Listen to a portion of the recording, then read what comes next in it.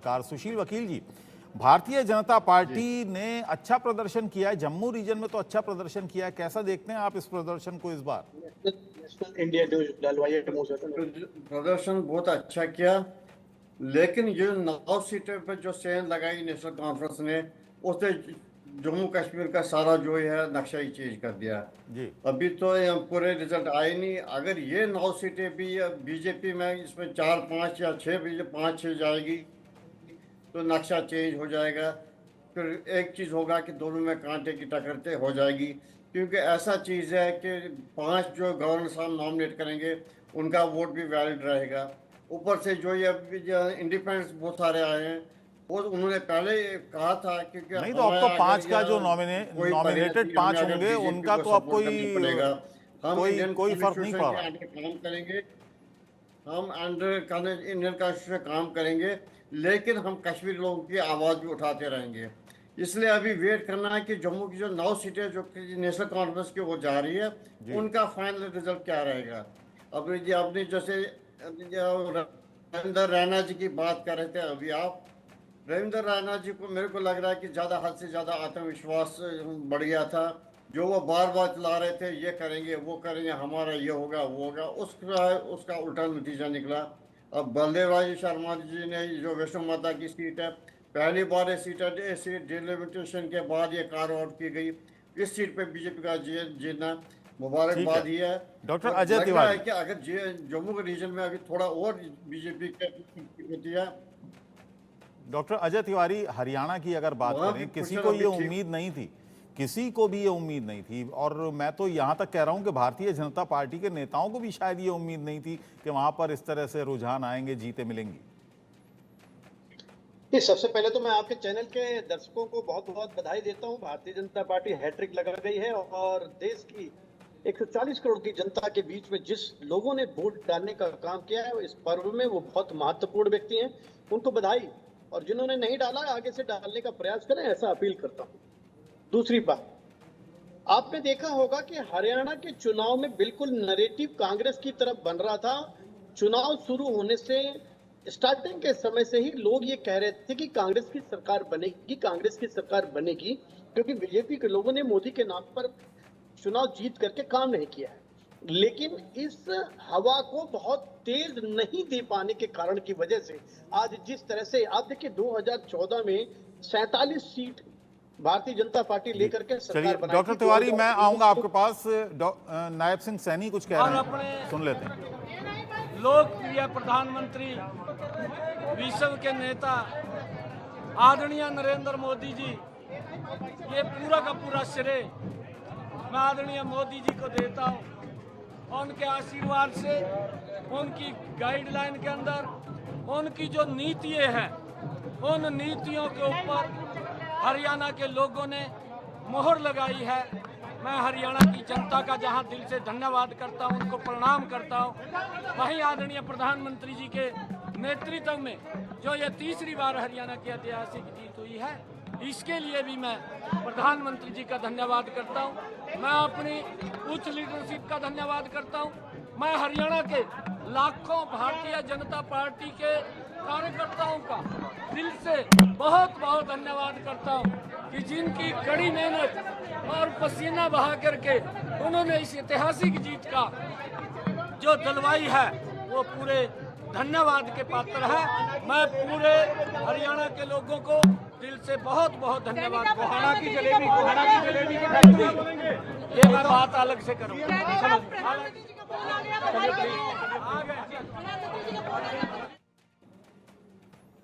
नायब सिंह सैनी बोल रहे थे। डॉक्टर अजय तिवारी, यहाँ पर मैं एक चीज़ आपसे ये जानना चाहूँगा कि जो जीत मिल रही है भारतीय जनता पार्टी को हरियाणा में, इसके पीछे आप सबसे बड़ी वजह क्या मानते हैं? पीछे जो सबसे बड़ी जीत जो है वो है हिंदुत्व और सनातन की। अभी आपने देखा होगा निहू मेवात में जिस तरह से विवाद हुआ था और हिंदू जिस तरह, लेकिन ये मुद्दे तो उठे ही नहीं, ये मुद्दे तो कहीं पर चुनाव में नजर नहीं आए।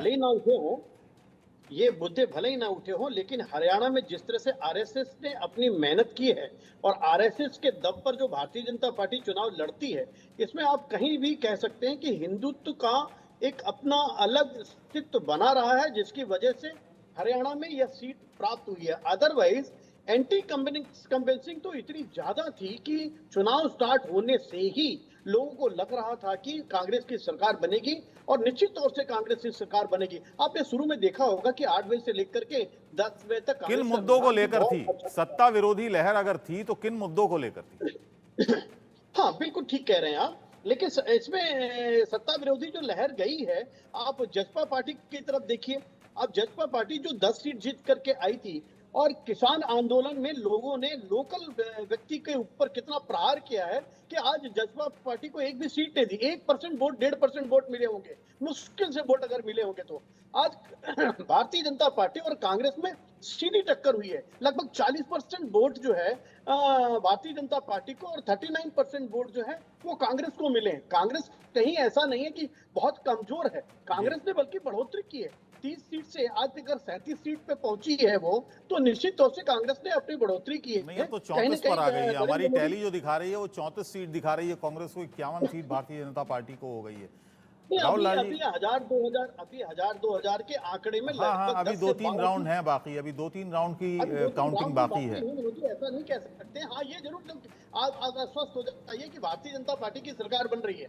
और यहाँ तक कि मैं कह सकता हूँ कि जो दिल्ली से लगी हुई शहर हैं, जैसे गुड़गांव और फरीदाबाद में विपुल गोयल जी की जो लोकप्रियता थी, विपुल गोयल की लोकप्रियता ने शुरू से ही अपनी बढ़त बना रखी थी और वो जीत करके सबको दिखा दिया कि दिलों में बैठे हुए हैं। वहीं मुकेश शर्मा के बीच में नवीन गोयल जी जो लगे हुए थे, ऐसा लग रहा था कि मुकेश शर्मा भारतीय जनता पार्टी से हार जाएंगे और निर्दलीय व्यक्ति जीतेगा। वहां भी बिल्कुल असर भारतीय जनता पार्टी का दिखा। तो ऐसा नहीं है, जो शहर जीता गया है। आप सिरसा में देख लीजिए, सिरसा में भारतीय जनता पार्टी का खाता तक नहीं खुला हुआ है। 5 की 5 विधायक, 5 सीट। राहुल लाल जी, आप क्या मानते हैं? जो सनातन की बात कर रहे हैं, हिंदुत्व की बात डॉक्टर तिवारी ने की है, लेकिन आप क्या मानते हैं, क्या ये कांग्रेस की कमजोरी की वजह से जीत मिल गई है भारतीय जनता पार्टी को? देखिए, इसमें कई 2-3 कारण मैं मानता हूँ। इसमें देखिए, सनातन या वो ध्रुवीकरण की स्थिति तो मुझे हरियाणा चुनाव में उस रूप में नहीं दिखाई दी। लेकिन जो मुख्य मुद्दे वहाँ पे रहे कि एक तो कांग्रेस का कॉन्फिडेंस में ज़्यादा आ जाना, जैसा हम लोग पहले ही चर्चा कर रहे थे कि अगर देखिए 40-40 के वोट शेयर पे दोनों ही पार्टियाँ खड़ी हैं। थोड़े बहुत कुछ पॉइंट में जो है कि वो भारतीय जनता पार्टी का वोट शेयर थोड़ा सा ज़्यादा है कुछ पॉइंट में जो है, तो ये कांटे के टक्कर की स्थिति थी। तो अपने सहयोगियों को अगर 0.25% का वोट शेयर आम आदमी पार्टी का है, वो अगर उसको जगह देते, समाजवादी पार्टी को जगह मिलती। दूसरी चीज़ की भारतीय जनता पार्टी ने काफ़ी ज़्यादा जो निर्दलीय और कई अन्य उम्मीदवार थे उन लोगों को भी काफ़ी प्रोत्साहित करने का प्रयास किया है। और वो देखिए, वो खुद तो रिजल्ट नहीं जीत रहे हैं, वो ज़्यादा उन प्रभावी नहीं है, लेकिन वो कहीं न कहीं कांग्रेस को नुकसान उससे जरूर पहुंचा है उससे। और भारतीय जनता पार्टी को देखिए, त्रिकोणीय मुकाबले में कई जगह पे मैं देख रहा हूं कि आसपास का मामला है और उसमें बीजेपी को थोड़ा लाभ पहुंचता हुआ भी दिख रहा है। तो ये एक लंबे समय बाद इतना जबरदस्त स्थिति आई है, तो हमें लग रहा है कि थोड़ा कांग्रेस को व्यू रचना करते हुए और जहां पे एंटी इनकम्बेंसी फैक्टर हो, उसको कैसे लास्ट समय तक मतदान केंद्र तक उसे पहुंचाया जाए, इसके लिए फिर से नए सिरे से देखना पड़ेगा कि वो जो गलती छत्तीसगढ़ में दोहराई गई, जो गलती मध्य प्रदेश में दोहराई गई, क्या उसी प्रकार की गलतियां यहां भी दोहरा दी गई। ये एक बड़ा महत्वपूर्ण मामला मुझे समझ में आ रहा है अबुल जी, जो हरियाणा के ये परिणाम आए। ये परिणाम एक तरह से ये भी चीज़ दिखाता है कि भारतीय जनता पार्टी जो आखिरी समय तक चुनाव में लगी हुई होती है और उसका संगठन लगा हुआ होता है, तो वो जब हर तरफ से देखिए एक निराशा की स्थिति होती है, उस स्थिति में भी वो जमीन पे काम करते हैं और उसमें ऐसे स्थिति में वो थोड़े लाभ की स्थिति में अबुल जी नजर आते हैं, जो हम लोग को अभी स्क्रीन पे दिखाई दे रहा है। लेकिन जस्ट हरियाणा से एक रिवर्स चुनाव परिणाम हम लोग देख रहे हैं जम्मू कश्मीर में भी, वो भी बड़ा ध्यान देने लायक है अबुल जी।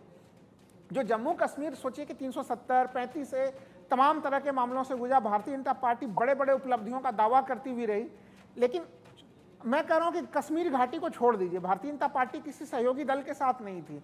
43 सीटें परिसीमन के माध्यम से सीटों को बढ़ा के जम्मू क्षेत्र में सीटों को बढ़ा के 43 कर दिया गया। वो कितनी सीटें कहां पर, अभी भी हम देख रहे हैं कि 29 सीटों पर। तो इसका मतलब है कि जम्मू के रीजन में भी नेशनल कॉन्फ्रेंस का प्रदर्शन रहा है। स्पष्ट तौर पे हम लोग देख सकते हैं कि नेशनल कॉन्फ्रेंस जो सबसे बड़ी सिंगल लार्जेस्ट पार्टी बनी है, वो केवल घाटी के कारण से नहीं बनी है। 51 सीटों तो उन्होंने लड़ाई लड़ी है। आप उनका स्ट्राइक रेट देखिए कि कितना 90% के आसपास का स्ट्राइक रेट हम लोगों को दिखाई दे रहा है इस समय। तो ये जो बाकी की 14 सीटें हैं जम्मू रीजन की अगर हम बात करें, तो यहाँ पर अच्छा प्रदर्शन जाहिर है दोनों ही पार्टियां कांग्रेस और एनसी ने जीती हैं ये सीटें।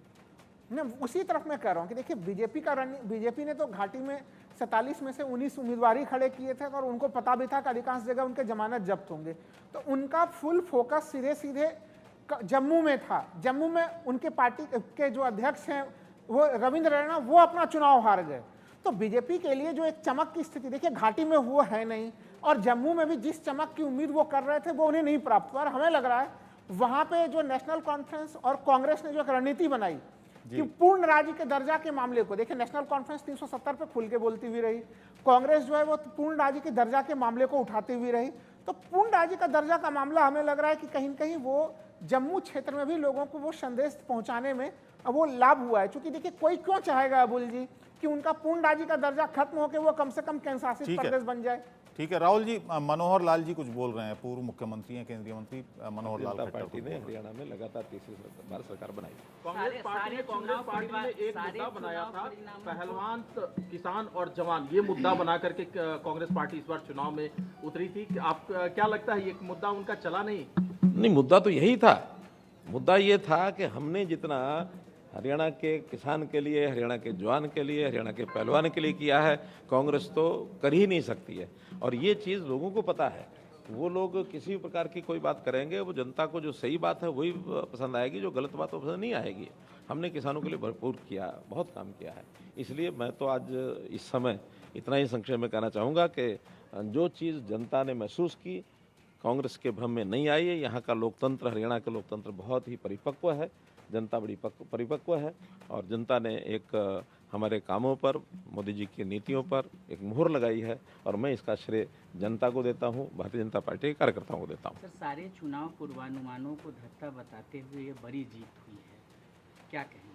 पूर्वानुमान जो लगाते हैं, ये उनको इंट्रोस्पेक्शन करना है कि किस आधार पर कैसे पूर्वानुमान करते हैं।